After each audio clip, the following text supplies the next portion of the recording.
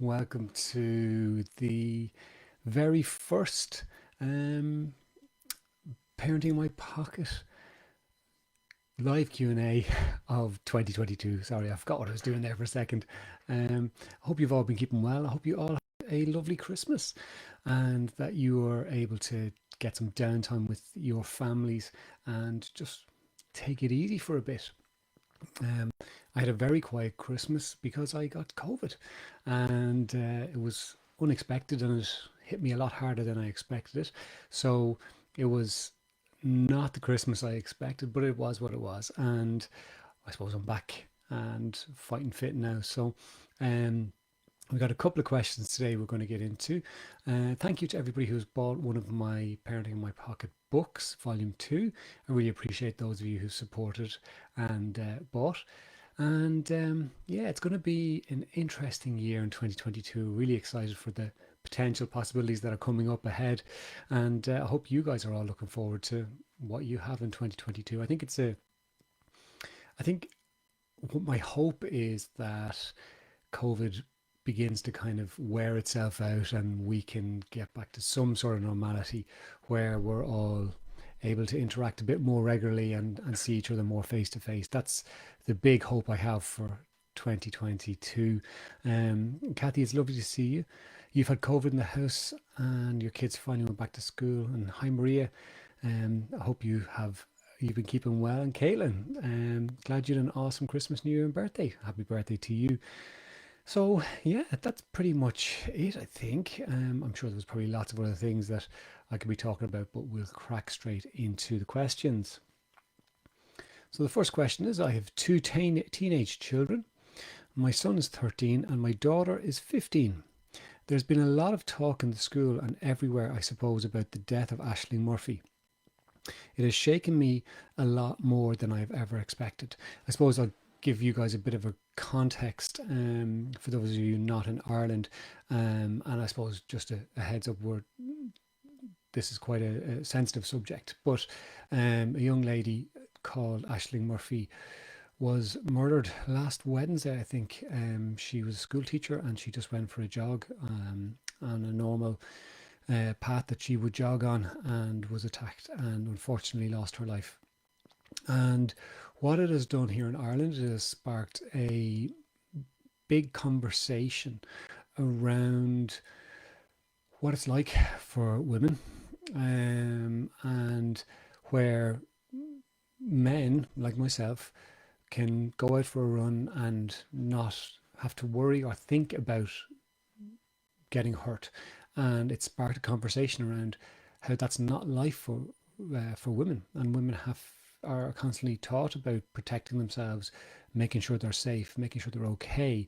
And that the conversation around it is very much where there's a recognition that it's something that has to be done, but at the same time, it shouldn't have to be done. So it's been all over the news. It's very sad. There's been a huge reaction in Ireland to Aisling's passing, and condolences to her family and her friends. So I'll carry on then. I worry for my daughter and her safety as she grows up. I would love to know how to address safety with her without making her feel like she has to live her life watching over her shoulder. And at the same time, I want to talk to my son about how to interact around women and to take responsibility for how he acts without pointing any fingers at him because he's done nothing wrong. Have you any advice around how I can talk to both of them as gently but as seriously as possible? I've had a number of queries, similar queries. I think about how to talk to your children about this. And this mum brings up a really important point. How do we have those conversations without scaring the living daylights out of our daughters? And how do we have conversations with our sons around appropriate behavior and how to interact without being accusatory almost of something that they haven't done? So we'll separate them out. First of all, let's look at how can you have the conversation with your daughter. So it is very much in the sphere, and as a 15-year-old, she is probably She knows about it. She has heard about it. There's been discussions about it in school. And you can have the conversations with her around, look, I want to talk to you about keeping yourself safe, but I also want you to know that it's not okay and that we need to have we as women need to have the conversation, and as men obviously as well, we need to have the conversation around why this is not okay. But at the same time, we need to remember that there that we do need to keep ourselves safe. So talk to her about what she does currently. Is she aware of it? So it doesn't have to be you need to do this, this, this, and this, because maybe she's doing all that. She may not be thinking about it at all, but you can come from a question perspective. So when you're out with your friends, when you're in town with your friends, when you're going to sports to and from school, what do you guys do to keep yourselves safe? Um, do you find that maybe sometimes you have, you go home on your own where you feel safe, um, but others maybe don't? And just start that conversation nice and gently. And that way you can be led by her and what she's talking about and what she sees. And then you can maybe bring in some suggestions of what she could do to try and keep herself safe. Um, so it may be that she rings for a lift. Maybe she gets a taxi. Maybe she um, makes sure that she has friends to walk home with. Maybe it's that she learns self-defense. And again, it like part of me kind of feels like I don't have an authority to speak on this because I'm not a woman. I don't know what it's like. But I know as a man, I hate walking. If there's a woman in front of me, I hate walking, getting closer if I'm walking faster. So I try to cross the road or I try to make a good big loop so that she doesn't feel uncomfortable. So I think it's about trying to get her to be aware of things without it being um, her, like you say, constantly looking over her shoulder, but just being aware and just keeping herself as safe as she can. So walking with friends, ringing for a lift, ringing for a taxi, just ringing and talking to somebody on the phone. Or going to a shop. I know in response to what happened, a number of places around the country let people know that, women, if you ever feel unsafe, come into our shop, come into our cafe, come into our bar, come in and tell us that you're feeling that way, and we will help you. We will look after you, and then you can get in touch with somebody who can come and maybe meet you or pick you up, or we will help that out. So that's really positive. And let her know that she can do that, even if it means walking up to a stranger's door and knocking on the door and asking for some help if she's ever feeling uncomfortable. Then, in terms of your son, there are simple things like that. So, if he is walking with him and his friends or just walking on his own and he's walking faster than the woman who's in front of him, maybe he crosses the road. But get him to understand that this is not that you are a threat, it's not that you're going to do anything wrong, but it's about helping her to feel more comfortable and acknowledging that she's there and helping her trying to feel comfortable without even saying a thing. So it's also about respect. And one of the big things I find um, with young men is that sometimes well, actually not just men, people in general, they don't look at their interactions online as this is how I would interact with somebody face to face. So a lot of the times they will post things, they will say things that they would not say to somebody face to face. So it is about sitting down with them and saying, look, you may have seen other people do this. Again, this is not him, this is not pointing the finger, but have a look at what other people have done and how they speak to other people and address it with them and say, this is not okay. And these are the reasons why, because it creates a sense of somebody not being safe. And it's been interesting even watching when I've been getting into the NFT space, watching some female artists or some female producers of projects posting the messages they get sent, which are extremely inappropriate, and you can name that with them.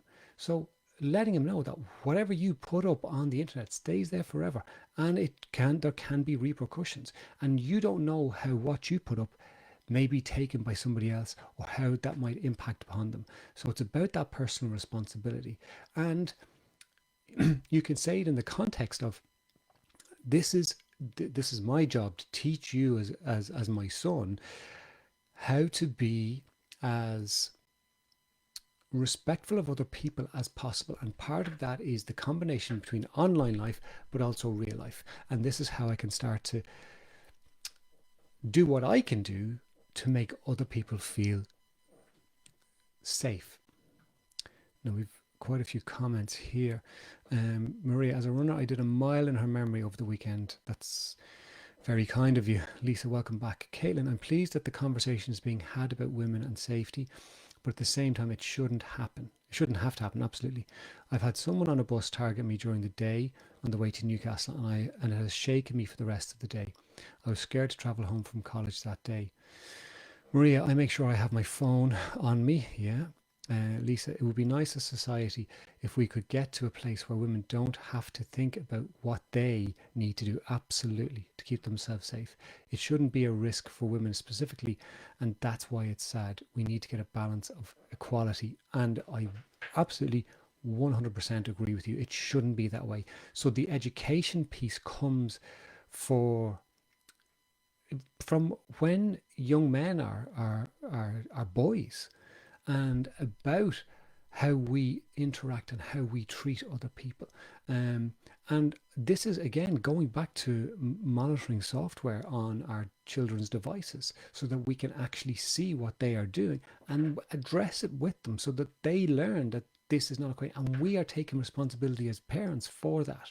So you're absolutely right, Lisa. It shouldn't be that way. Women should not automatically have to worry about this stuff. Men should just not be doing it. Unfortunately, we live in a society where it is the way it is, and so we have to still arm our children. I know you would agree with that. Amanda, don't walk or run with headphones so you can hear someone approaching. Don't walk staring down at your phone so you're aware of your surroundings. Look people in the eye. These are my points to my daughter, having lived through Laura's murder. Yeah, absolutely. Sorry to hear that.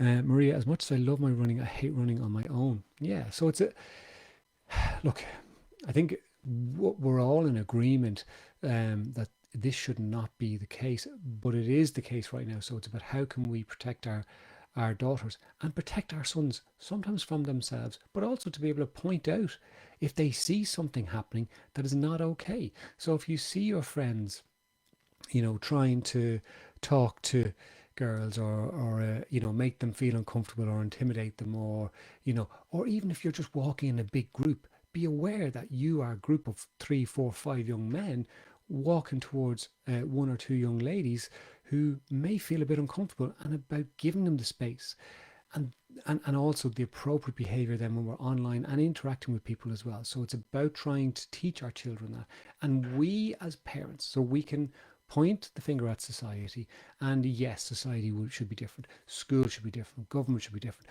but we as parents have to take responsibility for our children and deal with it. And it's horrible, none of us want to have to deal with that stuff, but it's our responsibility to have to deal with what they are putting out and how they interact in this world. So I hope that's of some benefit to you. Maria, I've told my oldest she isn't allowed on social media until she is older. Absolutely. And I would say, for you, that's absolutely all right. And you can decide when you feel she is ready for it. Okay, second question. Growing up, my family life was quite traumatic. I don't really speak to my parents much now, and I've drifted from my siblings. This was fine when life was busy for me as my 3 children were born, but as they've gotten older, I've started to get questions from them about how come they don't see their relatives from my side as much as they do from my husband's side. I obviously don't want to get into the specifics of my experience with most of my family, but I don't want to give them an excuse that is just a fob off. Have you any suggestions on what I can say to them without getting into the details of my history? And I'm sure there's probably a lot of people out there who can empathize with that. I think um, I think there is definitely a balance. So you absolutely don't have to let them know about the traumas you experienced. Now, maybe when they become adults and if these conversations or questions arise, you may talk a little bit about it if you feel that's appropriate and feel that's comfortable. But you don't you don't need to go into that. You don't need to divulge that, and they don't necessarily need to know that. But it's okay for you to say that, well, you could say quite simply, well, I'm just not as close to my family as dad is to his, so that's why we see them more. Um, and that's not a fob off. You're being genuine and you can keep it simple. And I don't know how old your children are, but what I'd say to you is it's all right for you to just let that be the case. And it's not about stopping your children from seeing them. And it doesn't sound like you're trying to stop your children from seeing your family members. But if you don't feel that your children would be safe with any of your family members, then yes, you can keep them away from them and just say, you know, myself and my mum and dad don't get on anymore. Um, but when you're older, we can talk about that. And they might still have questions, but you can say, look, we're going to leave that conversation till you're older. But isn't it great that you have such loving family members and on dad's side? So you've got some great cousins, you've got some great grandparents, you've got some great aunts and uncles, whatever the case may be. And what I suspect is that that will probably be enough for them. And again, depending on their age, it's okay for you to knock it into the conversation after you've done that. And if they're still pushing for more, you can just say, look, we're not going to talk about this. I'll explain it more when you're older, but we're not going to talk about this anymore. And leave it at that. So it doesn't have to be a major thing. You don't have to reveal anything that you don't want to reveal. And you can shut the conversation down if you need to. And at the same time, let them know that we just are closer to dad's family, and that's okay. And you'll still get to see your other grandparents or aunts or uncles at different times, but we're just closer to dad's family. And I suspect they will probably be okay with that. Sometimes what we can do as adults is we can start to overthink things and kind of go, should I tell them things or what should I tell them? When sometimes just keeping it simple is good enough for them and they can accept that. So, Tana, I don't think all men are predators by any means, but unfortunately at this point women are all prey. I absolutely agree. We need to educate our young men as much as our young women. Absolutely, absolutely. So that's us. It was I suppose the topics were heavy topics, but that's what we're here for. We're here to deal with the difficult conversations. And I hope that you parents out there have found some useful ways that you can maybe address things with your children and interact with them in a way that keeps them, lets them know that they are okay, and at the same time how they can keep themselves safe. All right, we'll be back next week for number 2 of this year, episode 54. Have a lovely week, guys, and I will talk to you then. Take care. Bye bye.